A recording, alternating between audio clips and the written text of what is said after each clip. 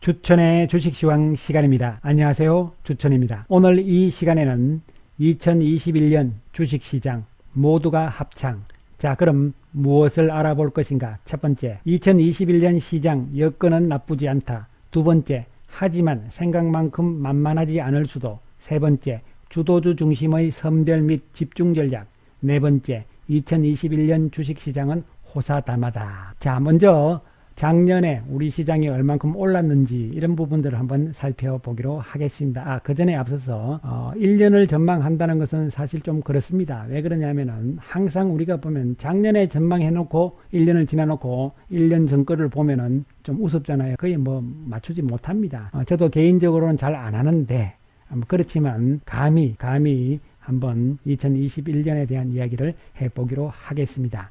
그냥 큰 아웃라인 정도만 생각을 하셔야지 꼭 뭐 1년 동안 이렇게 된다 이렇게 생각을 하실 필요는 없고, 중요한 것은 우리가 짧게 1월달 그리고 1분기 이렇게 그때그때 가면서 우리가 구체적으로 전략을 세우는 것이 가장 또 합리적이다 이런 말씀을 드립니다. 어쨌든 간에 전 세계적으로 2020년 작년에 약 한 13% 정도 올라온 상태입니다. 그런데 전 세계적으로 보시면은 41개국은 전 세계 평균 상승률보다 못 올랐어요. 그리고 약 30개국은 마이너스가 났습니다. 제대로 오른 나라는 약 6개국 정도밖에 안 된다는 이야기죠. 우리가 미국 시장보다 더 많이 올랐다는 이야기입니다.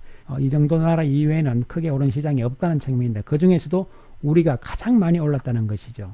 구체적으로 수치적으로 한번 살펴보게 되면은 연간 상승률이 코스피는 30.75%, 코스닥은 44.5%입니다. 두 시장 평균으로 보면 약 37.6%가 올라간 것이죠. 상당합니다. 과연 올해도 2021년에도 이렇게 될 것이냐 이런 부분들이 중요한 부분인데, 일단 먼저 짧게 1분기와 2분기 뭐 다른 것들은 여러분 쭉 읽어보시면 됩니다. 한번 읽어보시면 되고, 이거 일일이 다 설명을 드리려면 1시간이 너무 걸릴 수가 있으니까 제가 지쳐서 그렇게 오래까지는 말씀을 못 드리고요. 그래서 어쨌든 쭉 읽어보시고, 핵심은 뭐냐면은 가장 중요한 것은 1분기와 2분기의 가장 핵심은 여러분 다 아시다시피 바로 이 바이러스 사태가 어떻게 될 것이냐 이런 부분들이죠. 만약에 이게 통제 불능으로 가는 상황이 온다면 1분기, 2분기를 말씀드리는 거예요. 이 기간 동안에도 여전히 혼란의 국면이 끝나지 않는다. 이런 측면을 우리가 먼저 한번 생각을 해야 될 것이고, 물론 백신과 치료제가 지금 나와 있는 상태이긴 합니다만은요. 그 다음에 두 번째로는 우리 시장만이 가지고 있는 제도적인 측면이죠. 3월 16일부터 공매도가 다시 재개된다는 측면. 이 두 가지 부분들이 1분기와 2분기의 이 중간 과정에서의 가장 중요한 변수가 될 것으로 예상이 됩니다. 그 다음에 이제 1분기, 2분기 일정들은 여러분께서 쭉 한번 보시면 될 것이고요. 특히 눈앞에 닥친 것은 1월 5일날 미국의 조지아주 상원 선거 결과잖아요. 이런 부분들이 일단 나타나 있는 상태고, 1월 시장은 제가 항상 말씀을 드리지만 어쨌든 단기적인 조정은 나올 수 있는 국면이라는 말씀을 어쨌든 그동안도 계속적으로 강조 말씀을 드린 바가 있습니다. 자, 그러면은 무엇을 한번 알아볼 것인가? 구체적으로 첫 번째는 뭐냐면 돈의 흐름부터 한번 알아보기로 하겠습니다. 통화량 M2의 증가율부터 한번 알아보기로 하는데요. 전 세계적으로 파란색을 보시면은 약 16% 정도의 증가가 있다는 이야기죠. 이에 비해서 미국은 엄청나게 24%에서 돈이 상당히 많이 풀린 이런 상황이고, 따라서 전 세계적으로 또 미국도 돈이 상당히 많이 풀린 상태다. 이 돈들이 결국은 정부가 이 사태를 막기 위해서 재정정책을 통해서 돈을 막 찍어낸 그런 개념이라고 보시면 되겠습니다. 우리도 뭐 재난지원금도 받고 뭐 이렇게 했잖아요. 이와 같이 돈이 풀렸다는 이야기가 되는 것이고, 우리나라 같은 경우도 한국은행의 10월 말 현재의 자료를 보면 12월 15일 날 발표된 자료입니다. 그래서 10월 말까지밖에 없어요. 자료가 보면은 M2 역시 통화량은 금액으로 보면 지금 1135조 원입니다, 여러분. 예, 1135조 원이고, 그 다음에 이 증가율을 보시게 되면 빨간색만 보시면 돼요. 이렇게 쭉 올라가는 상황이고, 최근 이렇게 했지만 10월 말에 다시 올라가는데, 결국은 증가율이 여전히 10%대는 유지를 한다는 얘기가 되는 것이죠. 그리고 11월, 12월에는 더 풀렸기 때문에 아마 10%를 넘어갈 가능성이 있다. 결론적으로 전 세계적으로 우리나라도 돈이 상당히 풍부하다. 유동성 측면에서는 풍부한 측면이고, 내년에도 그러한 기조는 당장은 바뀌지 않을 것이라는 것은 분명한 사실이 되겠습니다. 두 번째로 구체적으로 주식시장적으로 고객예탁금은 작년 연말 기준으로 65조 6,233억입니다. 상당히 늘어나는 이러한 추세가 나와 있고 역사적으로 가장 많은 수치에 지금 도달해 있는 상황이죠. 그 다음에 CMA 잔고 역시 장기 자금이긴 하지만 증가세가 나타나고 있는 상황이고 이 역시도 65조 7,424억이 되는 것이죠. 돈들은 상당히 풍부하다는 것이 이미 증명이 되어 있는 상태다 이렇게 보시면 되는 것이고 이에 따라서 이 그림을 보시면 2020년 들어서 너무 가파르게 올라왔잖아요. 고객 예탁금과 개인들의 순매수 누적 개념입니다. 구체적으로 이 가파른 걸 숫자로 우리가 한번 살펴보게 되면은 고객 예탁금은 2019년에 27조였어요. 그런데 20년에 작년에는 65조까지 늘어나면서 전체적으로 1년 만에 약 38조 2,304억이 늘어난 것이죠. 엄청나죠? 그리고 개인들의 순매수 규모도 2020년에 63조 4,402억입니다. 엄청난 가파른 증가세가 나왔는데 내년에도 과연 그렇게 될 것인가? 물론 돈은 내년에도 상당히 많이 풀려 있는 상황이다. 이런 부분이죠. 그럼 이것을 우리가 데이터로서 어떻게 얼마쯤 들어올 것인가? 이런 것을 정확하지는 않습니다만 그나마 비슷하게라도 한번 예측 추정을 해보면은 첫 번째 뭐냐면은 통화율, 평균 통화율에 대비해서 주식시장으로 자금이 유입이 얼만큼 됐느냐 이런 부분인데 이것은 고객 예탁금을 기준으로 한 것입니다. 과거 상황들을 파란색만 보시면 돼요. 이것을 연도별로 해서 다 나누기 하면은 1년 평균이 나오잖아요. 이 숫자들, 이 파란색의 숫자들을 각 연도별로 이것은 지금 2년이고 이것은 4년입니다. 이것을 다 1년으로 나눈 거예요. 다 나눠서 연도별로 적용을 해보면은 평균적으로 약 32조 원 전후가 올해도 2021년에도 들어올 가능성이 있다 이렇게 추정을 해볼 수가 있는 것이죠.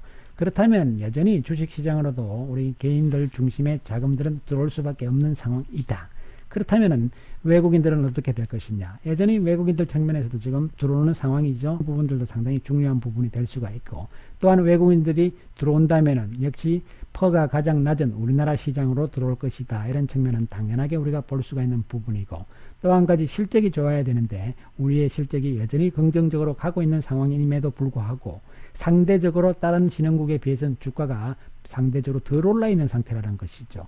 이에 따라서 긍정적인 관점에서 실적도 볼 수가 있다는 측면이 되는 것이죠. 특히 대만보다 우리가 실적이 더 좋다는 이야기가 되는 것이죠. 자, 이런 측면에서 감히 예상을 좀 해본다면요. 지금 대부분이 상고하저다 그래서 상반기가 좋고 하반기에 나쁘다고 이야기를 하는데 저는 반대로 생각을 합니다. 왜 그러냐면 첫 번째 바로 이 바이러스 사태가 제대로 정착이라는 표현 좀 이상하고요. 제대로 해결이 좀 되려면 이제 백신이 나오고 치료제가 나왔지만 최소한 6개월은 더 걸려야만 안정세로 갈 것이라고 예상을 합니다. 그렇기 때문에 오히려 하반기가 더욱더 좋을 것이라고 보고 또한 가장 큰 변수 중에 하나였던 3월 16일 날 공매도 재개 부분들이 있기 때문에 상반기에는 이 박스권을 조금 더 그리는 모습이 나타날 가능성이 높고 구체적인 숫자는 안 맞을 수 있습니다. 어쨌든 모양상으로는 이런 모습이 나올 가능성이 높고 오히려 5월 6월부터 시작을 해서 시장은 오히려 하반기 가면서 더욱더 강력한 모습 연말 가면서 더욱더 강력한 모습이 나타날 가능성이 높지 않을까 이렇게 저는 예상을 좀 하고 있는 부분이 되겠습니다. 대부분 지금 시장 상황들을 보면은 너무나 긍정적으로 또 너무나 지금 해피바이러스죠. 그런 상황으로 지금 흥분되어 있는 상황이라고 보는데 만만치 않을 것이다. 이렇게 예상을 하고 특히 실적이 예상대로 갈 것이냐도 중요하지만 과연 외국인들 지금 이제 우리는 기관 투자가들은 큰 의미가 없는 것이죠. 그리고 개인 투자자와 그리고 외국인들 개념이 되는데 만약에 미국 시장이 계속적으로 좋은 추세로 가게 된다면 생각만큼 미국계 자금들이 우리 시장으로 별로 안 들어올 가능성도 당연히 있는 것이죠. 왜냐하면 미국 시장 쪽으로 가야 되니까. 그리고 우리 시장의 가장 약점이 뭔가요? 너무 많이 올랐다는 측면이죠. 그런 측면이기 때문에 이런 부분의 변수들 그리고 또 한 가지 외국인들이 움직이는 환율의 부분들이 예상대로 과연 갈 것인가 그리고 또 인플레와 또 금리의 상승 이런 부분들도 우리가 여러 가지 변수들을 생각을 해볼 수가 있는 부분이라고 보시면 되겠습니다. 어쨌든 간에 들어오긴 들어오지만 생각만큼은 크게 안 들어올 가능성도 염두에 둘 필요는 있다 이런 이야기가 되는 것이고요. 그 다음에 구체적으로 큰 아웃라인 측면에서 실적 EPS 측면을 보시게 되면은 EPS는 earning per share니까요.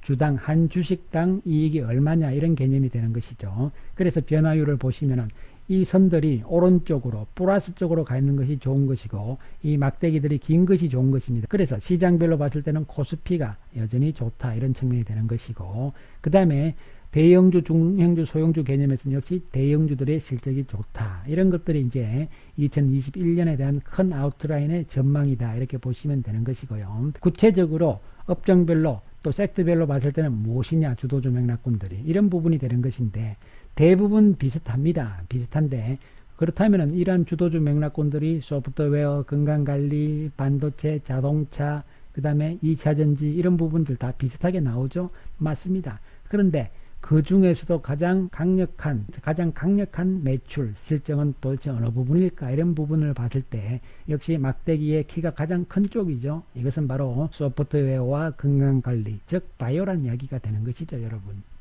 2021년에도 바이오 쪽과 그리고 또 소프트웨어, 바로 쉽게 말씀드리면 인터넷 플랫폼을 이야기하는 것이죠. 이런 부분들이 오히려 수익률 측면에서는 유리할 것으로 보이고, 그 다음에 이제 반도체와 자동차다, 이런 2차전지다, 이런 개념으로 가셔야 될 것으로 판단이 내려집니다. 그 이야기는 무엇이냐면 구조적인 성장의 개념, 즉 성장이라는 개념은 뭐냐면요, 쉽게 말씀드리면 이런 거예요.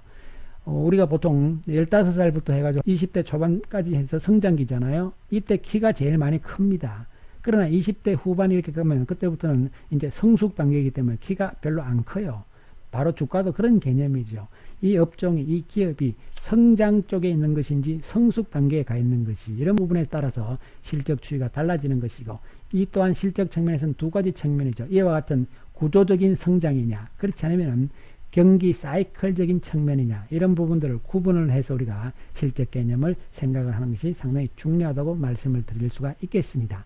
문제는 뭐냐면은 우리가 주도주 맥락은 다 보입니다. 시가총액 상위 종목에서 다 보이거든요. 삼성전자, SK하이닉스, 반도체, 이것은 경기 사이클 측면, 그리고 LG화학, 삼성SD, 2차전지, 구조적인 성장 개념으로 봐야 되는 것이죠. 셀트리온, 바이오 쪽 역시 구조적인 성장, 네이버와 카카오 역시 구조적인 성장, 이런 측면에서 당연히 접근을 하시면 보이는 것이죠. 문제는 이제 우리가 주도주 맥락군들을, 이 주도주들이 순환을 한단 말이죠. 그리고 또 그 외에 못 갔던 종목군들이 또 순환을 하고 이러면서 시장이 막 혼돈되고 막 이런 과정들로 순차적으로 순환적으로 가기 때문에 중요한 것은 우리는 집중 전략이 중요하다는 말씀을 다시 한번 여전히 강조를 드리겠습니다.